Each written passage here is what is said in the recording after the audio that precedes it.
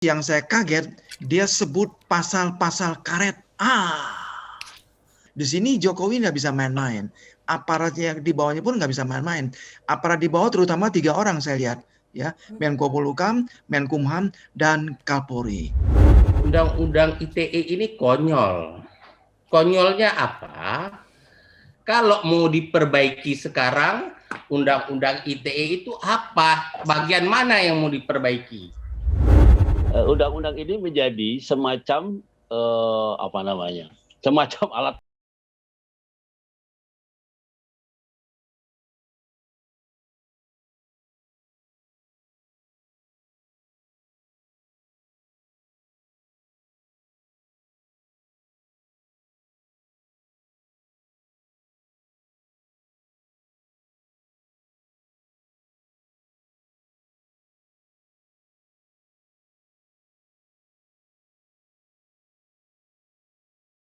Assalamualaikum warahmatullahi wabarakatuh. Selamat berjumpa di Realita TV di acara Sarita, Sarinya Berita. Ya, kita akan menyoroti ini Presiden Jokowi ya yang melontarkan sinyal untuk merevisi Undang-Undang ITE. Tentunya ini banyak menjadi perbincangan hingga kini ya sejak disampaikan.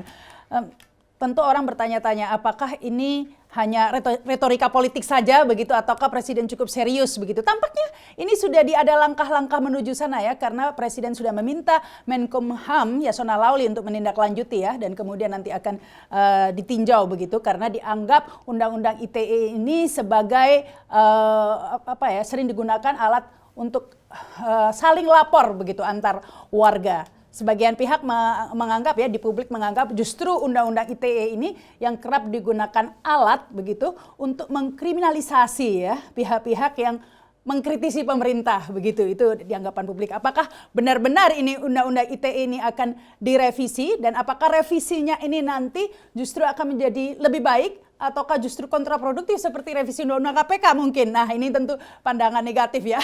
Tentu kita berharap ini agar revisi Undang-Undang ITE ini membawa angin segar begitu ya bagi kebebasan berpendapat. Tetapi apakah, sekali lagi pertanyaannya, apakah kebebasan berpendapat ini hanya satu-satunya diganjal oleh Undang-Undang ITE? Masih banyak tentunya yang memberangus kebebasan pendapat akhir-akhir ini. Kita akan membahasnya dengan narasumber. Ada 2 pakar hukum dan 1 pakar komunikasi politik hari ini ya. Ada Profesor Cipta Lesmana, pakar komunikasi politik. Halo, Pak Cipta. Halo, selamat sore, Mbak Rahma. Iya, apa kabar, Prof? Alhamdulillah, sehat-sehat, masih survive Corona. Ya, ini ada juga Pak Abdul Fikar ya, Pak pakar hukum pidana Universitas Trisakti. Halo. Ya, halo, selamat sore. Assalamualaikum. Selamat sore Pak Cipta. Mana? Waalaikumsalam. Sore, Pak. Abdul Fikar. Kemudian ada ini Kak Nasrullah ini juga pakar hukum pidana ini juga. Halo Kak Nasrullah. Halo, Assalamualaikum Rahma, Assalamualaikum Prof. Cipta. Waalaikumsalam, Pak Nasrullah. Fikar. Ya, Waalaikumsalam Nasrullah. Ya, ini sebelum kita bicara dari mungkin lebih ke hukumnya juga ya, tapi dilihat dari komunikasi politiknya begitu ya Pak Cipta. Pak Cipta, karena kan begini Prof, sebelumnya Presiden meminta dikritik begitu ya. Ini menimbulkan kehebohan di masyarakat ya, banyak yang meragukan ini kritik tapi mau ditangkap begitu kan, banyak yang meragukan apakah himbauan atau sinyal untuk merevisi Undang-Undang ITE ini Profesor Cipta melihat sebagai upaya Presiden Jokowi untuk menunjukkan bahwa permintaan untuk dikritik itu bukan hanya retorika. Saya yakin sekali apa yang dikatakan oleh Pak Jokowi betul-betul serius. Saya yakin. Kenapa? Rupanya Pak Jokowi mulai sadar ya, integritasnya makin menurun. Jadi ada pembantu dekatnya yang masuk ke istana membisiki Jokowi. Bapak Presiden, ini serius. Ini makin turun integriti pemerintahan Bapak ini. Ya. Karena kenapa? Banyak faktor, antara lain memang kebebasan itu makin ditindas, makin berkurang. Ayo Pak, sudah waktunya sudah waktunya ya. Nah, saya bisa katakan serius, mudah-mudahan saya nggak meleset, ya. Analisis saya nggak meleset mudah-mudahan, karena beliau perintahkan. Indikatornya serius apa nih Profesor Cipta? Mengingat ya, kalau serius orang kan selalu bertanya-tanya seperti ini, Prof. Ya kalau serius harusnya dimulai dong dengan membebaskan korban-korban undang-undang ITE ya. Itu masalah Nasrullah nanti itu. Nah, dia serius. Dia perintahkan Menkumham, dia perintahkan Kapolri. Terus yang saya kaget, dia sebut pasal-pasal karet. Berarti dia sudah dibisikin, Pak. Pasti Pak Jokowi tanya, kenapa ini? Kenapa mesti diamandemen undang-undang ini? Ini Pak, pasal-pasal karet yang bisa luar biasa sekali interpretasinya. Ini akan menjatuhkan nama baik Bapak sebagai presiden pemerintahan Jokowi, Pak. Jangan, Pak. Pasal-pasal karet ini mesti dihapus. Maka keluarlah ucapan Jokowi ya yang kurang lebih hapus itu pasal-pasal karet itu. Nah, mulai rame. Kemarin dulu Kapolri mengatakan saya sudah perintahkan Kabar Eskrim supaya serius, terutama menangi pasal-pasal karet itu. Nah, berarti ini Kapolri baru ini, ya, dia nggak main-main. Ya. Dia dapat perintah dari Presiden Jokowi. Saya yakin, ya, saya yakin. Nah, makanya itu bergulir ya. Nah, ini indikasinya kalau menurut saya serius. Bagaimana pelaksananya perintah Jokowi ini?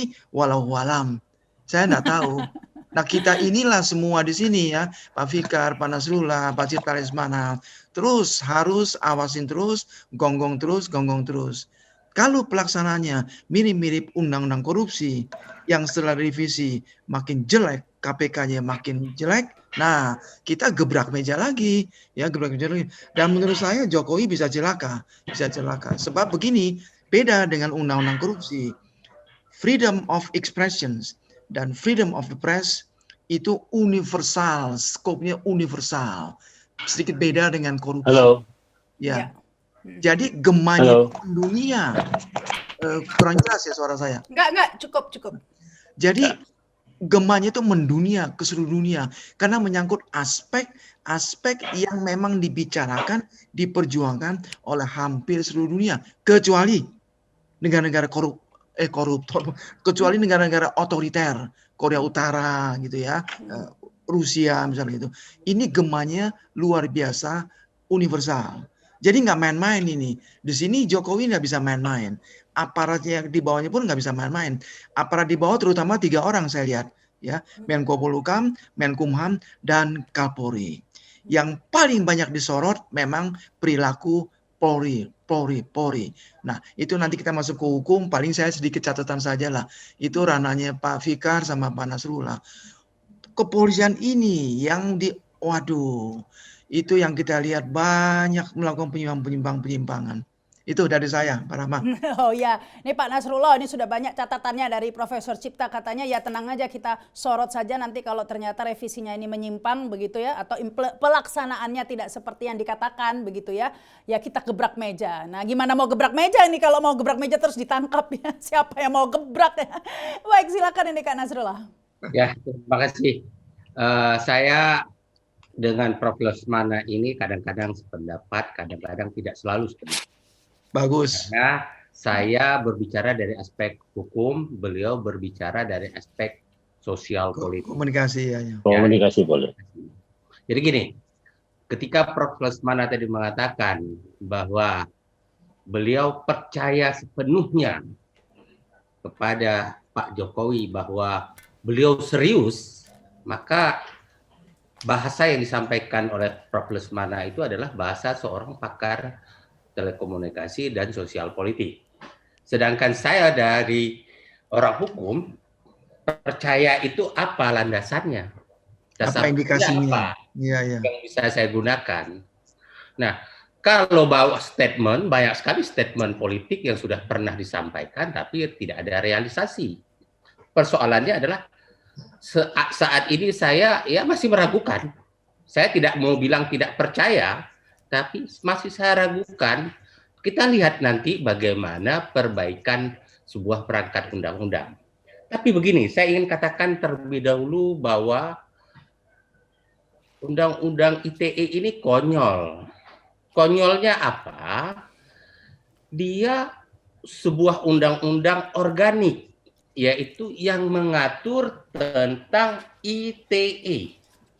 Tapi di dalamnya ada pidana umum, tindak pidana umum seperti asusila, pencemaran nama baik, penghinaan, diatur dalam undang-undang ITE. Boleh ada pengaturan pidana di dalam undang-undang ITE, tapi pidana yang terkait dengan pelanggaran terhadap ITE, bukan pidana umum. Halo? Ya, silakan, masih didengar. Pidana umum itu seharusnya diatur di dalam KUHP. Nah, memang dalam KUHP kita yang ada sekarang ini masih ada kekurangan, yaitu belum mengatur kejahatan pidana umum itu yang bila dilakukan lewat ITE. Terus atas kekosongan hukum itulah maka dipaksakan diatur di dalam undang-undang ITE. Jadi persoalan bagi saya sekarang bukan persoalan bahwa banyak korban yang sudah berjatuhan. Bagi saya persoalannya adalah persoalan salah pengaturannya di undang-undang ITE. Kalau mau diperbaiki sekarang, undang-undang ITE itu apa? Bagian mana yang mau diperbaiki? Bagian pidana umum yang diatur di undang-undang ITE atau persoalan ITE-nya yang harus dibenahi atau pidana di bidang ITE-nya yang mau diperbaiki? Nah, saya yakin ketika ramai dibicarakan sekarang, yang harus diperbaiki di undang-undang ITE itu bukan permasalahan ITE-nya, tapi pidana umum yang ada di sana.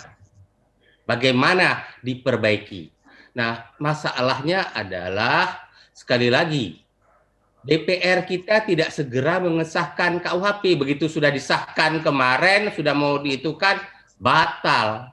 Padahal kalau dilihat di KUHP, materi-materi yang di RUU KUHP yang ada sekarang, materi-materi yang dipermasalahkan itu diatur dengan cukup baik di RUU KUHP, termasuk kalau kejahatan pidana umum itu dilakukan lewat ITE.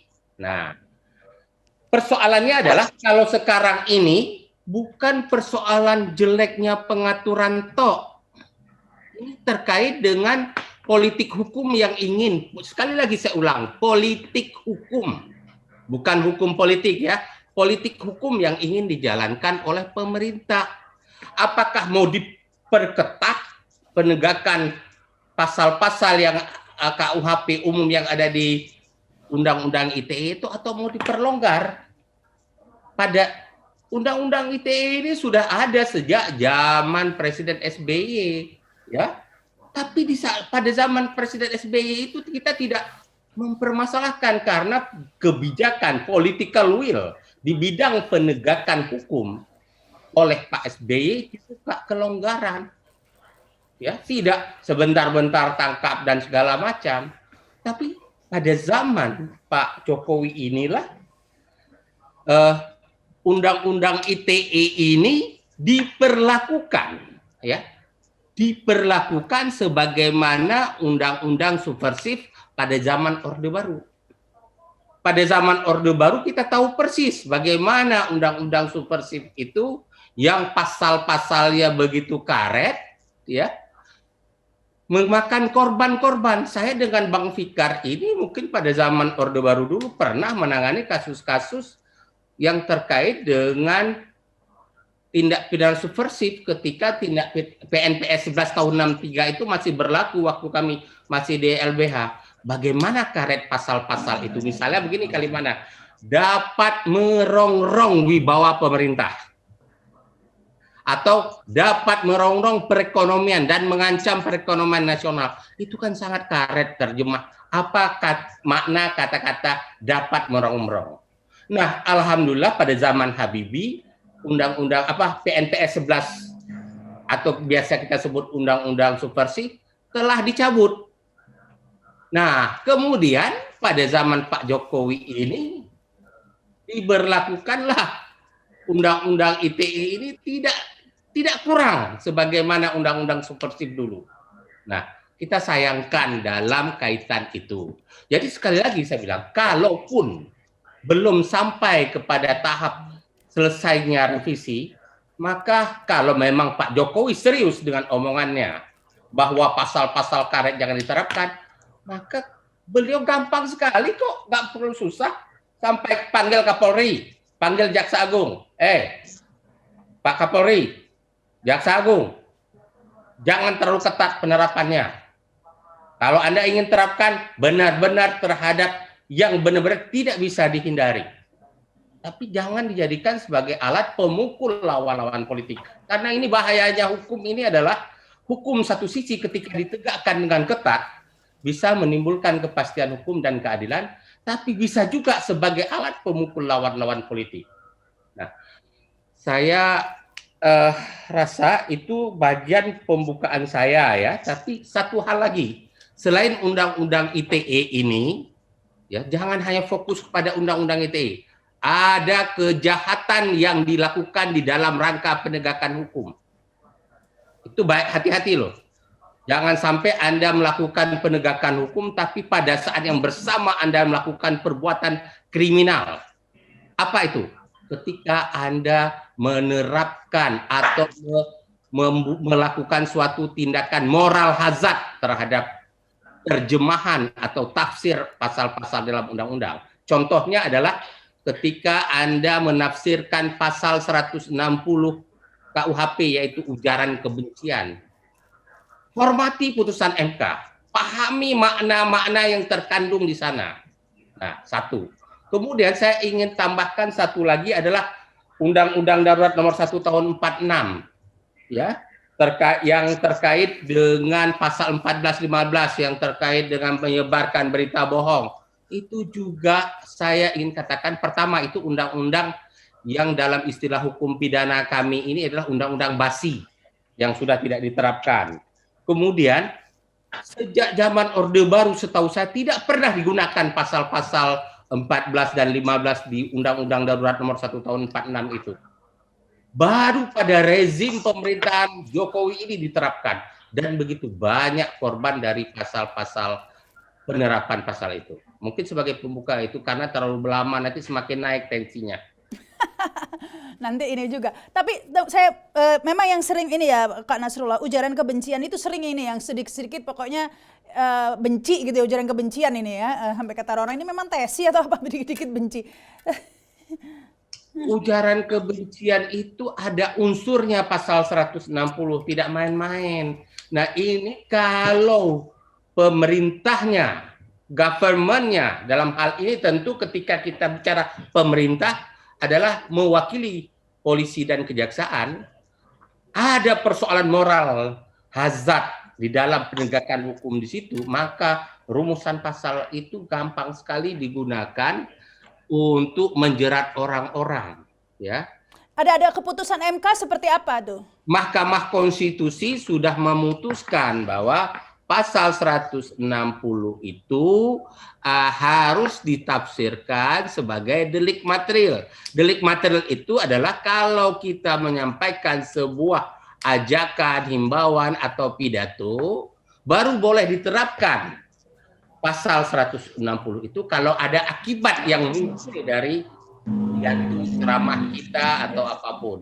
Jangan sedikit-sedikit kalau ceramah itu tidak sesuai dengan kepentingan rezim pemerintahan atau mengkritik tajam sebuah rezim pemerintahan, diterapkan pasal itu padahal tidak ada akibat yang timbul apapun, tidak muncul perlawanan dari masyarakat terhadap pemerintah, tidak muncul persoalan pembangkangan. Nah, baru bisa buktikan dulu ada akibatnya. Itu putusan MK, tapi itu tidak dihormati oleh aparat penegak hukum. Pasal 160 ini yang dikenakan ke Habib Rizik ya? Betul, okay. Antara lain. Antara lain. Saya ya inilah saya ke Kak Fikar ya, karena ini semua ujungnya karena kritik begitu ya. Orang yang mengkritik biasanya kena undang-undang ITE. karena dianggap benci gitu ya. Tentu saja orang mengkritik karena benci. Kalau nggak benci nggak dikritik, dipuji kan begitu ya. Jadi ya tapi gimana sih ini kalau Kak Fikar melihatnya? Karena pertama-tama mungkin orang mempertanyakan juga yang sebelum membahas itu. Kalau dibahas, direvisi di DPR katanya kan berlangsung lama. Kenapa nggak perpu saja begitu biar cepat? Ya, iya.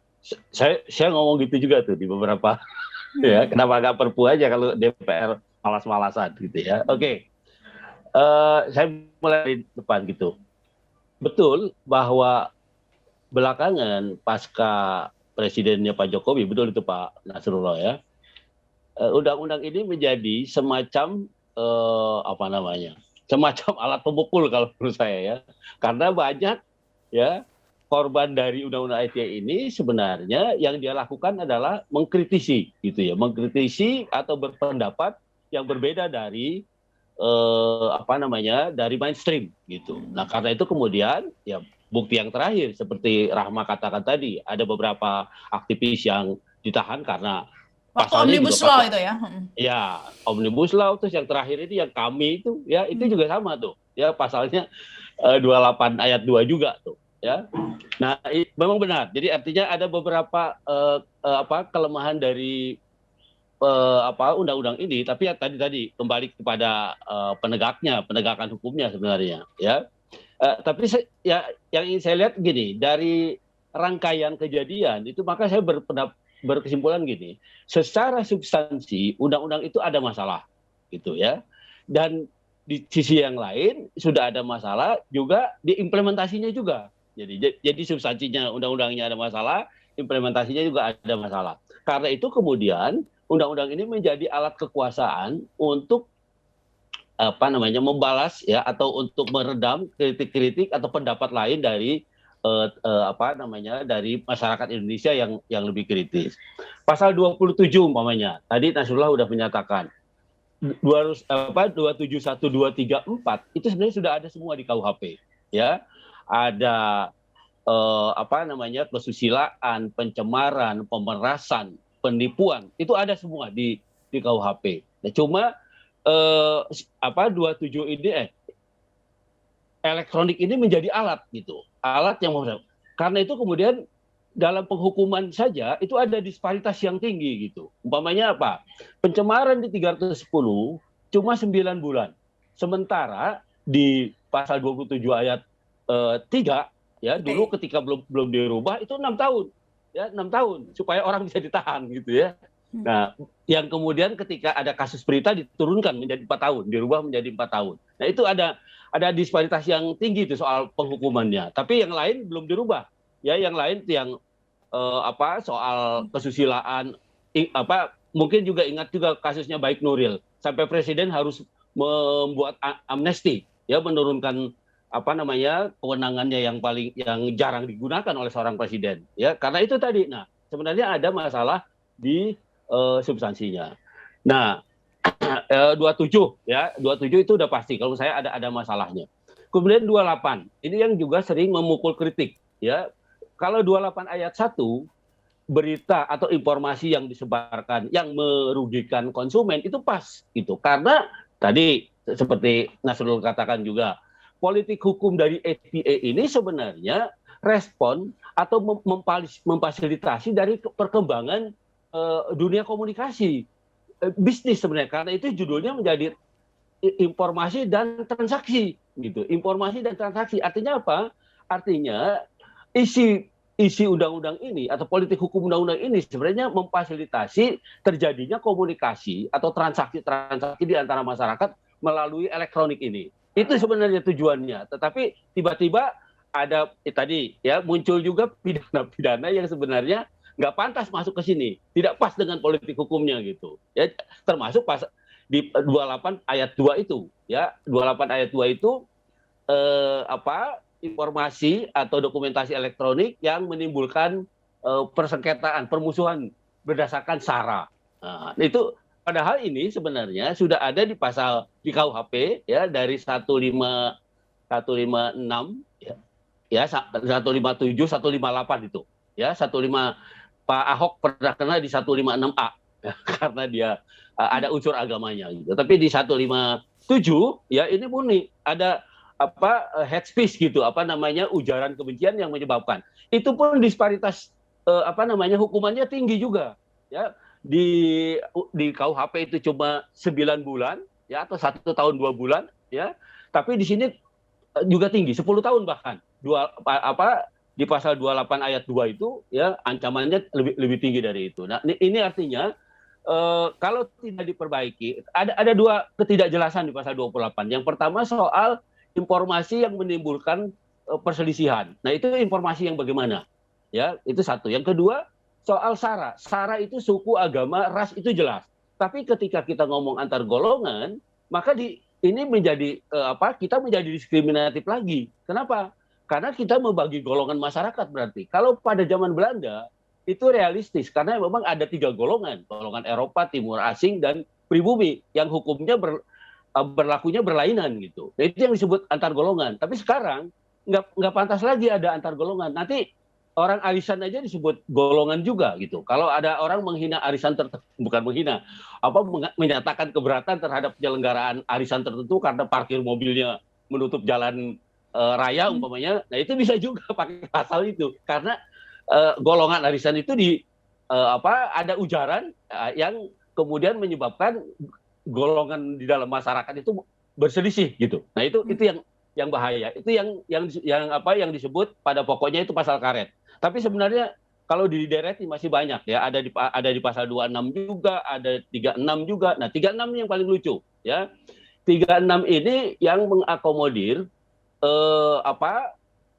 pasal seluruh pelanggaran pasal dari 27 sampai 34 ya. 27 itu tadi ya soal pencemaran dan sebagainya. Jika dia mengakibatkan kerugian bagi orang lain ya, maka itu bisa dihukum. Nah, hukumannya ada di pasal-pasal yang lain. Ada pasalnya di pasal, kalau nggak salah pasal 45 ayat 3. Itu hukumannya. Nah, ini yang jadi soal ini pasal 36 ini juga. Karena apa? Mengukur kerugian, mengukur akibat pencemaran itu ada 2 kelemahannya. Yang satu subjektif, yang kedua abstrak dia. Apa coba mengukur orang dihina, dikata-katain itu kerugiannya apa gitu ya. Nah, karena itu pasal ini juga sebenarnya bermasalah gitu. Kemudian ada lagi multitafsir gitu ya. Nah, kemudian juga ada pasal 40 ayat 2 ya mengenai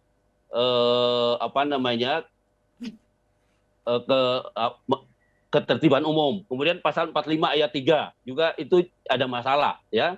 Nah, ini yang sebenarnya ada banyak masalah di dalam pasal-pasal itu. Nah, di tengah masalah yang multitafsir itu, di penerapannya pun seperti itu, ya.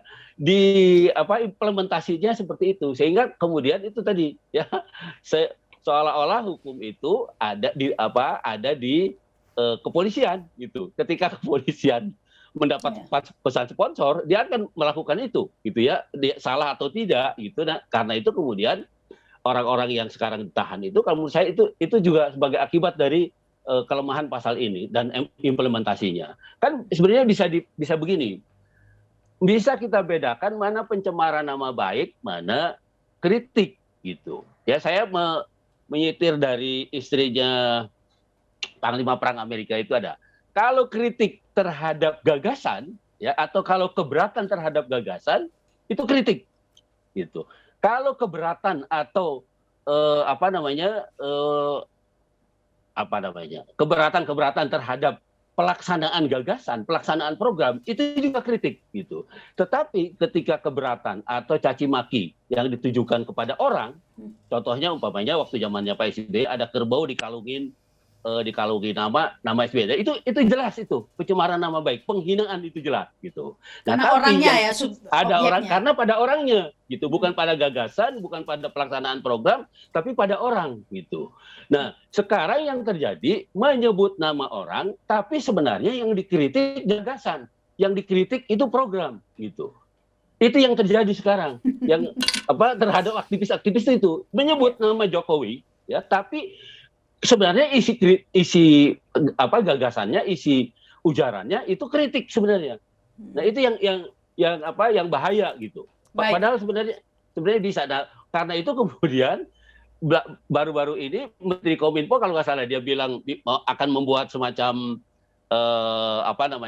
semacam jabaran dari undang-undang ini. Ini juga jadi soal gitu. Jadi soalnya apa eksekutif berwenang menafsir kan gitu. Karena tafsir itu ada di wilayah kekuasaan kehakiman, ada di penyidik, ada di penuntut, dan ada di Legislatif, di pengadilan. Ya, nah karena itu kalau menurut saya, kalaupun akan mengusulkan tafsir dari revisinya juga menambah tafsir dari undang-undang ini adalah tafsir ini dimasukkan ke dalam undang-undang. Jadi tetap harus ada revisi. Ya kalau menurut saya tidak cukup hanya dengan tafsir. Sebelum saya lupa nanti, gini. Ini maaf Bang Fikar, saya sedikit berbeda dengan Bang Fikar. Ketika menyebut nama orang, itu baru penghinaan. Itu tidak serta-merta, Bang. Karena apa? Kalau penyebut nama orang, sebenarnya itu dalam kapasitas jabatannya. Itu kritik. Jadi misalnya saya menyebut, Pak Mahfud ini gimana sih dalam menjalankan organisasi di Kementerian Menko Polhukam. Ini Pak Mahfud ini nggak punya kapasitas. Saya sebut nama loh, nama orang. Itu yang terjadi memang. Itu yang saya bilang tadi. Bukan dalam pribadi ya. Lain halnya misalnya Pak Mahfud itu dulu di kampungnya ini begini. Dia pernah melakukan. Nah itu saya serang pribadi. Tapi kalau saya sebut nama, tapi isi omongan saya dalam kapasitas jabatan, maka itu sebuah kritik ya. Seperti walaupun saya sampai sekarang masih beranggapan waktu SBY dikalungkan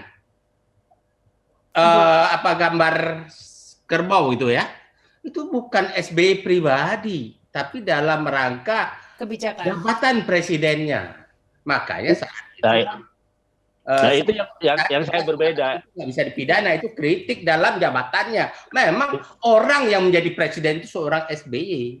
Baik, tapi saya ingin beralih ke ini dulu, ke Profesor Cipta dulu ya. Tadi sebenarnya memang kalau soal seperti itu tidak terjadi di ITE juga ya. Kadang-kadang soal sebut nama ini lucu juga nih, ada kejadian lucu juga yang itu tuh ya, buku Ganjar Tidak Bersyukur itu.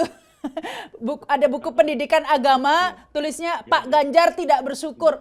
Katanya menghindar Ganjar Pranowo, padahal kan banyak namanya. Nah ini jadi sangat menyebut nama ini jadi sangat sensitif, bukan hanya di ITE begitu ya. Tetapi saya ke Profesor Cipta, Prof, sebenarnya kuncinya tadi itu yang disebutkan adalah political will ya, karena undang-undang ini sudah ada di tahun 2008, tapi tidak menjadi momok seperti saat ini. Padahal maksudnya baik ya, misalnya untuk hal-hal yang sara, jelas melanggar begitu ya, menyebutkan sara. Tetapi menjadi masalah ketika terjadi diskriminasi begitu ya. Di salah satu sisi kalau nyebut sara langsung gercep kata anak sekarang kan, gerak cepat banget gitu ya. Tetapi ketika golongan buzzer yang fotonya beredar itu begitu ya. Nah, itu jadi lambat begitu di prosesnya. Jadi intinya adalah political will dan diskriminasi penegakan hukum. Jadi bukan masalah undang-undangnya, tapi masalah penegakan hukumnya dan political will-nya. Masalah yang utama adalah pelaksanaan. Pelaksanaan dari undang-undang ITE ini. Saya setuju sekali apa yang dipaparkan oleh Pak Nasrullah, juga oleh Pak Fikar.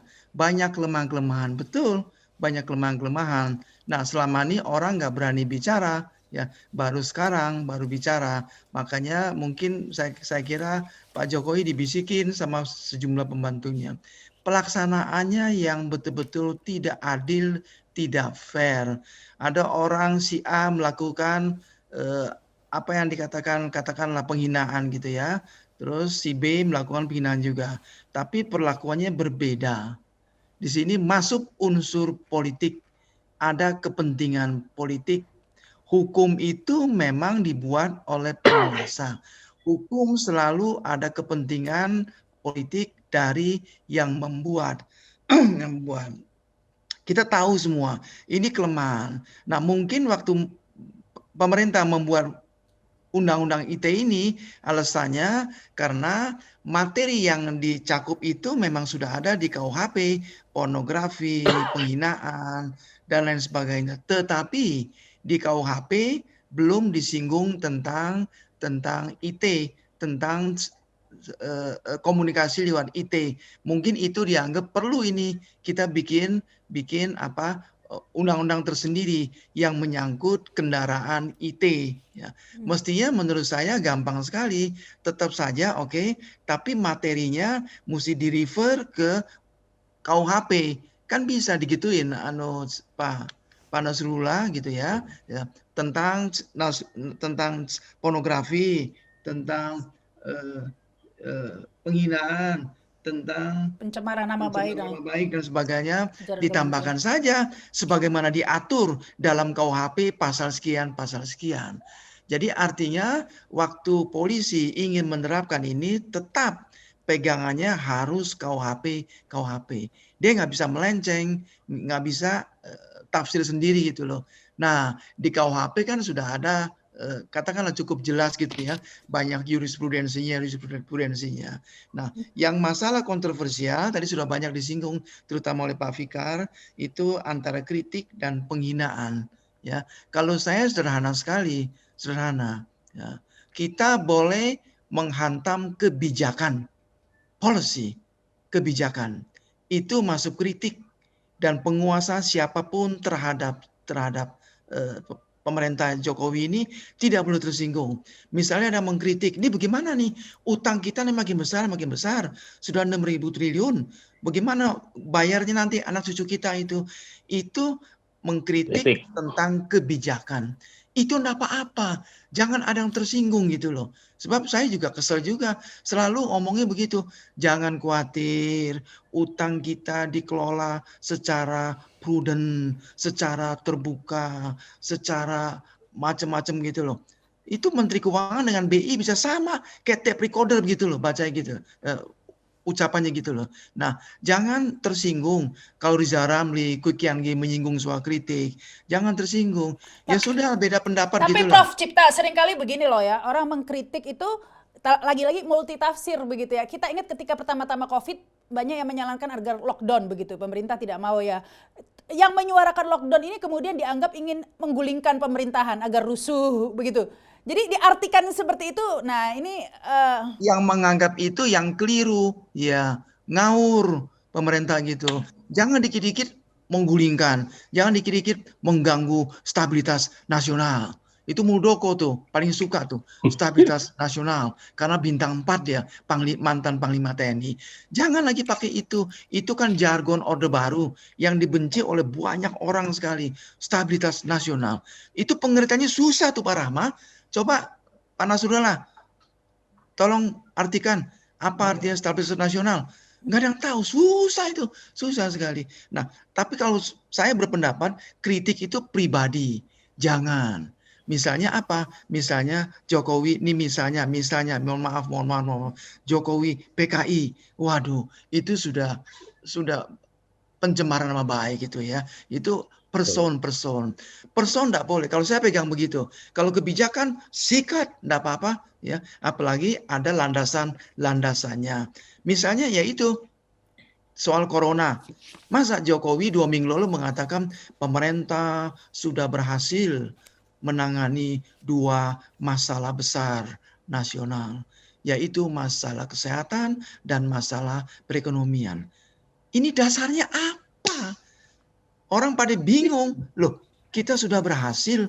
1 hari kemudian Panglima TNI Marskal Hadi Cahyanto mengatakan kepada publik, Indonesia belum berhasil menangani masalah corona. Itu kan kasarnya ya, Panglima itu mengkepret wajah atasannya, pangti Presiden Jokowi.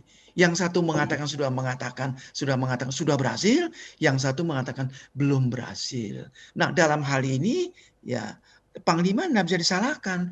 Panglima berani melakukan kritik. Belum Bapak Presiden, memang belum. Sampai sekarang siapa yang berani mengatakan Indonesia sudah berhasil? Orang masih tambah terus positif, masih tambah. Kita akuilah ya. Kritik sebetulnya bagus, ya kritik bagus sebetulnya. Itu kan resep. Saya berpendapat orang yang melancarkan kritik itu berarti dia mencintai pejabat tinggi atau presiden. Dia mencintai, dia kasih masukan. Sebaliknya, kalau kita mengetahui Jokowi hampir kecemplung ke jurang, kita bilang, bagus Pak, bagus Pak, bagus Pak. Nanti dia jatuh ke jurang. Nah itu jahat orangnya. Jadi kita mencintai, kita kasih tahu, Pak, awas Pak, di depan ada jurang Pak. Baik. Nah itu kritik bagus itu. Tapi nggak itu Pak apa-apa. Pak Cipta itu juga multitafsir itu. Karena ada juga yang menafsirkan kritik itu seperti kami, deklarasi kami kan penuh dengan kritik itu poin-poinnya. Dan akhirnya tokoh-tokohnya berakhir di penjara begitu. Din Samsudinnya pun jadi radikal begitu kan. Terlalu takut menurut saya, terlalu takut. Karena dianggap akan menggulingkan atau ingin jadi presiden lah katanya itu semua. Kalau kami itu karena ada tokoh Gatot Nurmantio. Itu saja. Menurut saya bukan tokoh Din Samsudin, bukan. Karena sebelum berdirinya kami, itu pemerintah sudah 4, bahasa Betawinya 4. Ini Gatot mau ngapain? Dia muncul lagi orang kedua di kami. Nah, Gatot ini, makanya keluarlah istilah silakan ya. Itu kan hanya sekumpulan orang-orang yang punya kepentingan. Kritik silakan. Tapi awas. Ini bukan Cipta Lesmana yang ngomong. Awas. Jangan sampai mengganggu stabilitas nasional. Kalau mengganggu stabilitas nasional, pemerintah tidak akan diam. Kembali lagi mantan Panglima TNI Muldoko. Jadi itu namanya fear arousing communication. Dalam ilmu komunikasi. Komunikasi yang membangkitkan rasa takut. Hei, awas ya. Silakan. Mau apa silakan. Tapi jangan sampai mengganggu stabilitas nasional. Pertanyaannya Pak Rahma Nasrullah. Apa arti stabilitas nasional? Sebelum saya jawab arti stabilitas nasional. Silakan, saya mau dengar Pak Nasrullah. Saya mau tanya ke Prof, kepala staf kepresidenan punya kapasitas enggak untuk ngomong seperti itu? Punya. Ya, bukan menurut saya. Bukan dia menganggap punya kewenangan, Pak. Bukan dalam kapasitas mantan Panglima TNI loh, tapi dalam kapasitas kepala staf kepresidenan, kesekretariat presiden ngomong, awas loh, jangan mengancam. Bukankah seharusnya itu omongan Menko Polhukam? Enggak, KSP punya kewenangan juga, Pak. Itu ya? Di dalam peraturan tentang KSP ada, Pak. Ada. Tentang itu disinggung ada juga, Pak. Yang menekamanan itu kewenangannya juga, Pak. Cuman menurut saya janganlah ya. Jangan sering-sering keluarkan istilah mengganggu stabilitas nasional. Nanti kita main gundu, main gasing juga dikatakan mengganggu stabilitas nasional. Karena mengganggu lalu lintas macam-macam. Jangan. Itu mungkin senjata yang terakhir. Kalau negara sudah goyang misalnya, ideologi mau diganti ideologi lain. Nah itu Pak. Ya.